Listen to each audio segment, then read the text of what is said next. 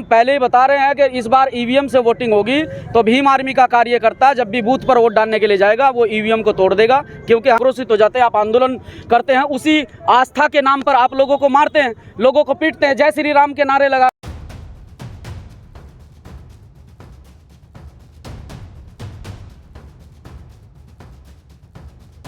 हमारे सामने भीम आर्मी के लोगों ने ज्ञापन दिया है जिसमें उनके द्वारा ईवीएम्स के विरुद्ध एक अपने रैली निकाली गई है एंड हमें जो ज्ञापन दिया गया है हम उसे फॉरवर्ड कर देंगे ताकि उस पर आगे से जो भी नियमानुसार आवश्यक कार्रवाई हो सकती है। सर, जिस तरह से खुलेआम सही, देखिए जहाँ पे एडमिनिस्ट्रेशन जो हमारी जितनी भी इलेक्शन प्रोसेस होता है, आप देख रहे हैं पूरे कंट्री में अभी जो भी वोटिंग होती है ईवीएम मशीन्स के थ्रू होती है। इलेक्शन कमीशन के द्वारा इसकी बहुत अच्छी तरह से टेस्टिंग कराई गई है। इस पर काफ़ी बार नेशनल लेवल पे भी चर्चा की जा चुकी है और ओपन हमारी तरफ से सभी जितने भी डाउट्स हैं उसको रेजोल्यूशन के लिए काफ़ी बार इलेक्शन कमीशन द्वारा आमंत्रित किया गया है जिससे भी कोई डाउट हो। तो अभी तक फिलहाल तक जितनी भी ईवीएम्स की जो भी टेस्टिंग हो चुकी है उसमें ये पता चला है कि कोई भी इसकी टैंपरिंग नहीं की जा सकती है।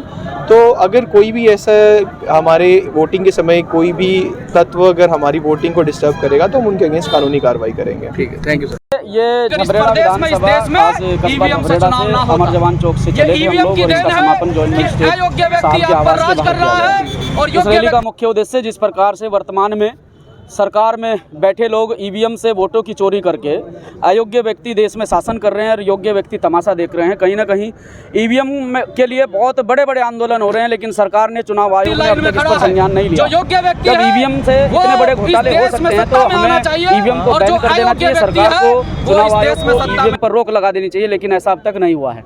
ये ईवीएम को लेकर हमारा मुख्य उद्देश्य आज ईवीएम इस देश से बैन होनी चाहिए और 2024 का जो चुनाव है वो चुनाव ईवीएम से ना होकर बैलेट पेपर से होना चाहिए। ये संदेश हमने झबरेड़ा विधानसभा से आकर रुड़की में दिया है और लगातार प्रत्येक विधानसभा से लगातार हम जो है इसी तरह एक बाइक रैली के माध्यम से या पैदल यात्रा के माध्यम से हम संदेश देते रहेंगे। अच्छा, एक बात कहिए कि यदि ईवीएम से वोट करेंगे, देखिए हम पहले ही बता रहे हैं कि इस बार ईवीएम से वोटिंग होगी तो भीम आर्मी का कार्यकर्ता जब भी बूथ पर वोट डालने के लिए जाएगा वो ईवीएम को तोड़ देगा, क्योंकि हम ईवीएम को बिल्कुल पसंद नहीं करते।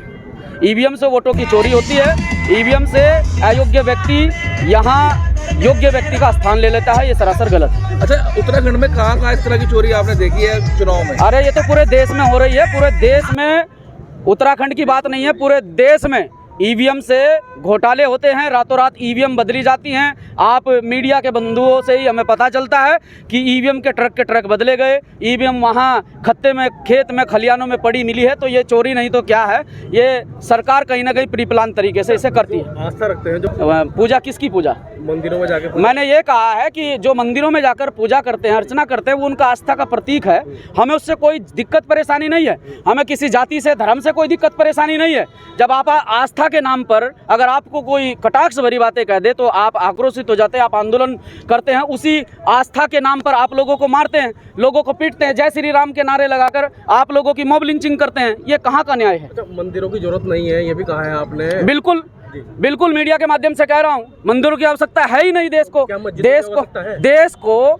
देश को मैंने पहले ही कहा है, मैं किसी भी जाति धर्म समुदाय के खिलाफ नहीं हूँ, ना मैं मंदिर के पक्ष में हूँ, ना मैं मस्जिद के पक्ष में हूँ। मैं सबसे पहले बाबा साहब डॉक्टर अंबेडकर साहब के संविधान के पक्ष में हूँ कि बाबा साहब डॉक्टर अंबेडकर साहब के संविधान से देश चलना चाहिए और उस संविधान के अनुसार सबको यहाँ आज़ादी मिलनी चाहिए, सबको समान अधिकार मिलना चाहिए। ऐसा ना हो कि जाति धर्म के नाम पर मंदिरों पर क्यों रोक लगाने की बात कर रहे हैं? मैंने मंदिरों पर रोक लगाने की बात नहीं कही है, मैंने ये कहा कि देश का भला मंदिरों से नहीं होने वाला है।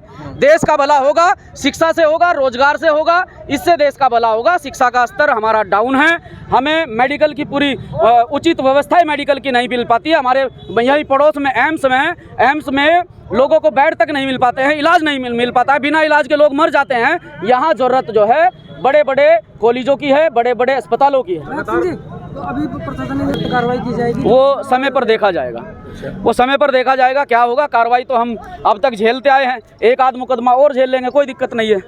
इन सभी मुद्दों को लेकर जो है भाई, किसानों की दिक्कत हो, आप लोगों की दिक्कत हो, उस चीज़ों को लेकर ठीक है, वो अपनी जगह ठीक है कि वो वर्तमान में विधायक हैं और विधायक रहते वो विभिन्न मुद्दों पर कार्य कर रहे हैं। मैं उनकी भावनाओं की कदर करता हूं, उनके कार्य को कहीं ना कहीं मैं उनके कार्य की रिस्पेक्ट करता हूं, सम्मान करता हूं कि वो यहाँ इस प्रदेश में लगातार चर्चाओं में रहते हैं और लगातार जो है किसानों के, मजलूमों के, गरीबों के मुद्दे उठाते हैं। जो उनके मुद्दे, जो उनकी बातें हैं, और भी विधायकों को उस मुद्दे पे बात करनी चाहिए।